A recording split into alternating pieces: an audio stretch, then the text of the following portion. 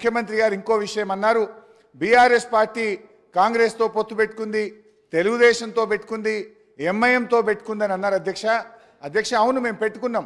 నిజంగా TRS party ఆ రోజు 2004లో కాంగ్రెస్ పార్టీతో పొత్తు పెట్టుకొని మీరు తెలంగాణ ఇస్తామని కామన్ మినిమం ప్రోగ్రాంలో పెట్టి రాష్ట్రపతి నోట చెప్పి మీరు మోసం చేసిండు కనుకనే మిమ్మల్ని వదిలిపెట్టి ఆ రోజు తెలుగుదేశం పార్టీతో పొత్తు పెట్టుకున్నాం అధ్యక్ష.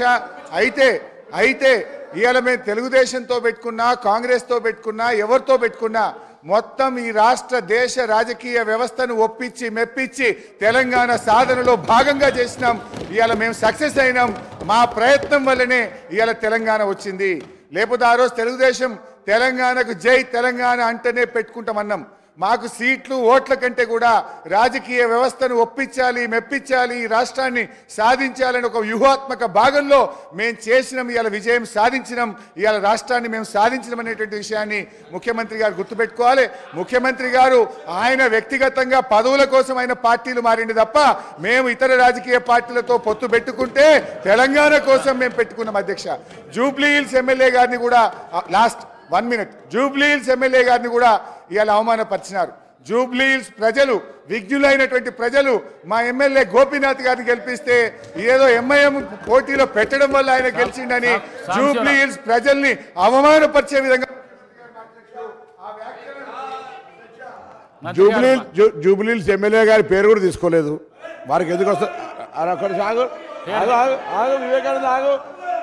వివేకానంద గారు సార్, వారు తెలంగాణ వారి ఎలా గౌరవ సభ్యులు మాట్లాడుతూ సిద్దిపేట ప్రజలు బిల్లులు ఎక్కడున్నా ప్రజలు అనే పదం రాలే ఉంటేదాన్ని తప్పకుండా మీరు ప్రజల పదం రాలే. ప్రజల ఒక నిమిషం సిద్దిపేట ప్రాంతానికి సంబంధించి వారు చెప్పినట్టుగా అది వాటర్ ప్రాజెక్టుదా ఇంకేదా ఆ డెఫినేషన్లో పోలేదు. అక్కడి నుంచి బకాయిలు రావాల్సి ఉండే వారు గౌరవ సమర్థవంతమైన శాసనసభ్యులు బిల్లు కట్టేయాల్సి ఉండే అన్నారు తప్ప దానికి మీరు అంతలో దొంగ అంటే బుధాలు జరుపుకునే అవసరం. తర్వాత మీరు చెప్తా ఉన్నారు ఇవాళ, అరే నేనేమంటే బుధాలు జరుపుకునే అవసరం లేదు, ప్రజల గురించి మాట్లాడలేదని చెప్తా ఉన్నాం కాబట్టి చెప్తా ఉన్నా. తర్వాత అధ్యక్ష ఇంకొక మాట, ఇలా తెలంగాణకు సంబంధించి చెప్తారు, తెలంగాణ కాంగ్రెస్ చేయకపోతే వాళ్ళు తెచ్చింది అధ్యక్ష. ఇలా తెలంగాణ తెస్తేనే మీరు 10 సంవత్సరాలు మంత్రులు, దయచేసి ఆ విషయం మర్చిపోవద్దు. ఇలా తెలంగాణ తేకపోతే తెలంగాణ పార్లమెంట్ ఆర్టికల్ 3 ఇవాళ మీ పార్లమెంట్ సభ్యులు కేశవరావు గారు కానీ కాంగ్రెస్ పార్లమెంట్ సభ్యులు లేకపోతే తెలంగాణ ఎక్కడ అధ్యక్ష? ఇలా వీళ్ళు మాట్లాడతారు. ఆనాటి నాయకత్వం ఒకరని చెప్తానా, అన్పార్లమెంట్ అయితే తెలుగుతాం కానీ వీడికే ఏం రాకుండా పోయినా కూడా పార్లమెంట్లో తెలంగాణ బిల్ పాస్ అయిపోతే రాకపోతుంది అధ్యక్ష.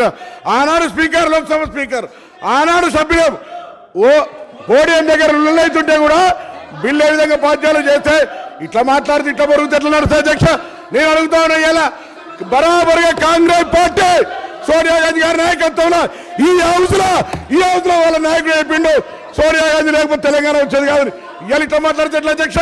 ఆనాడు ఉండే పరిస్థితి వల్ల మేము మళ్ళీ చెప్తున్నాం, మా రాజగోపాల్ రెడ్డి గారు, మా డాక్టర్ వివేక్ గారు, మేము ఆనాడు వాళ్ళ ఎంపీ కేశవరావు గారు, ఇలా శాసన మండలి చైర్మన్ సుఖాంజరెడ్డి గారు కానీ పార్లమెంట్ సభ్యులం లేకపోతే ఎక్కడిది తెలంగాణ అధ్యక్ష?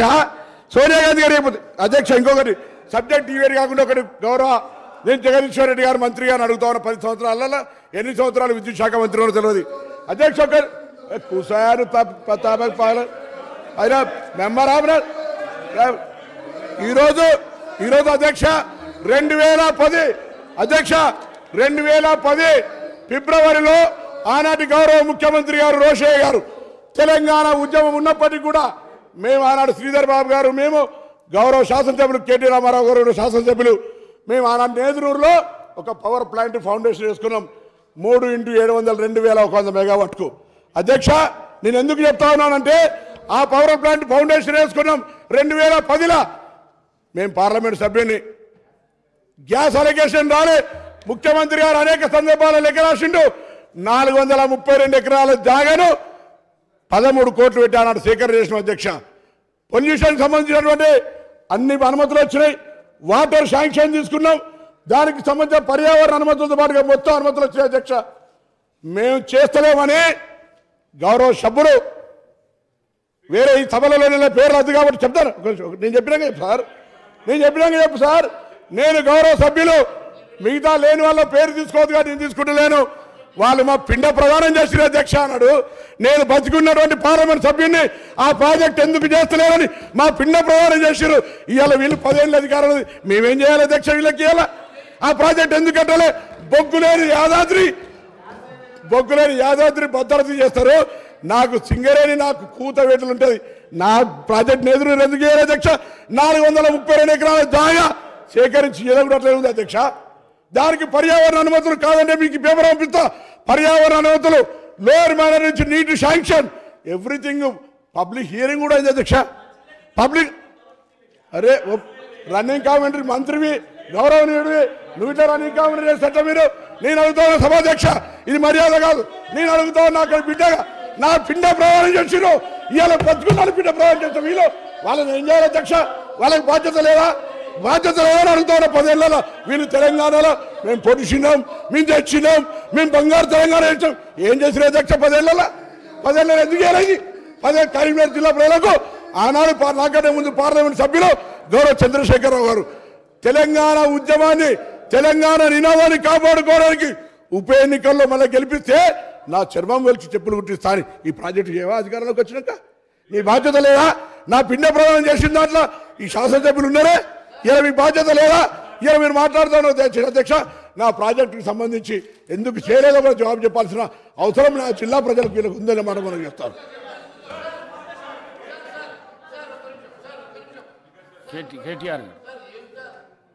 సార్ 55 సంవత్సరాల కాంగ్రెస్ పార్టీ చరిత్ర, కాంగ్రెస్ పార్టీ నిర్వాకం, విద్యుత్ విషయం అడుగుతారు ఇనరా మళ్ళా? అదే చెప్తున్నా అధ్యక్ష. నేను చెప్తాను, వైట్ పేపర్లో ఇలా చాలా గొప్పగా ఈ ప్రభుత్వమే స్పష్టంగా చెప్పింది అధ్యక్ష. ఏం చెప్పింది అధ్యక్ష? మాకు ప్రజలు 11 సార్లు అవకాశం ఇస్తే, 50 ఏళ్ళ అవకాశం ఇస్తే మేము ఇయ్యగలిగింది 2014 నాటికి 6 గంటల కరెంటు మాత్రమే. అంతటి అసమర్థత మాది, అంతటి చేతగానితనం మాది అని వాళ్ళే ఒప్పుకున్నారు అధ్యక్ష. చెప్పనండి అధ్యక్ష, నేనేం అన్పార్లమెంటరీ మాట్లాడతలేను, శ్వేతపత్రంలోదే మాట్లాడుతున్నా అధ్యక్ష. కాంగ్రెస్ అధ్యక్ష, ఇప్పుడు మీది కాంగ్రెస్ పార్టీ కాదు సార్ అధ్యక్ష. మీరు మాకు అవకాశం ఇవ్వాలి సార్, తప్పు సార్ సార్. ఆయన మాట్లాడినప్పుడు నాకు అవకాశం ఇవ్వాలి మీరు దయచేసి అధ్యక్ష. విజయవాడలో రాయలసీమ థర్మల్ పవర్ కేంద్రం ఎక్కడ పెట్టిన అధ్యక్ష? కడపలో బొగ్గుందా అధ్యక్ష? కడపలో నీళ్లున్నాయా అధ్యక్ష? విజయవాడలో బొగ్గుందా? ఇలా బాగా మాట్లాడుతున్నారు. ఆ రోజు తెలంగాణలో విద్యుత్ కేంద్రాలు కట్టకుండా తెలంగాణ ఏర్పడే నాటికి 2700 లోటు మెగావాట్లతో 2700 మెగావాట్ల లోటుతో ఆనాడు మాకు నష్టాల్లో అప్పజెప్పిపోయింది. వీళ్ళు కాదా అధ్యక్ష? 6 గంటల కరెంట్ ఇచ్చింది వీళ్ళు కాదా? నేదునూరు గురించి మాట్లాడుతున్నారు అధ్యక్ష. నేదునూరు గురించి చెప్తా అధ్యక్ష. నేదునూరులో భూసేకరణ చేసి, ఆయన చెప్పిందే చెప్తున్నా సార్.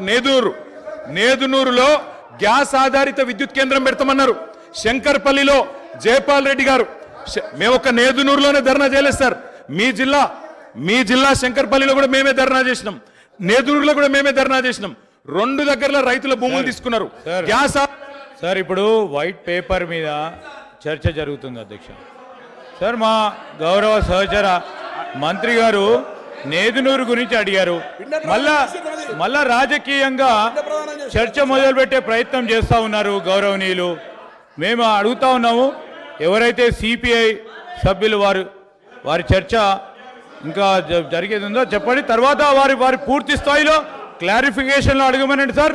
తప్పకుండా పూర్తి స్థాయిలో వారు జవాబు చెప్తారు పవర్ మంత్రి గారు. దయచేసి మరి ఆ చర్చను కొనసాగించే విధంగా సిపిఐ గౌరవ శాసనసభ్యులకు అవకాశం అనుకుంటారు. సార్ అది జైపూర్ ఫౌండేషన్ వేసినాడు, వేసారు. నా పిండ ప్రదానం చేశారు. ఒక సభ్యుని ఆవేదన చెప్పుకుంటాడు. కడప కర్నూలు గురించి మాట్లాడతారు అధ్యక్ష. నా జిల్లాలో ఎందుకు చేయలే? పిండ ప్రదానం చేశారు కదా అని అడుగుతాను అధ్యక్ష. ఇవాళ ఎందుకు మీరు ఆ ప్రాజెక్టు చేపట్టలేని అడుగుతా, దానికి ఎందుకు సార్?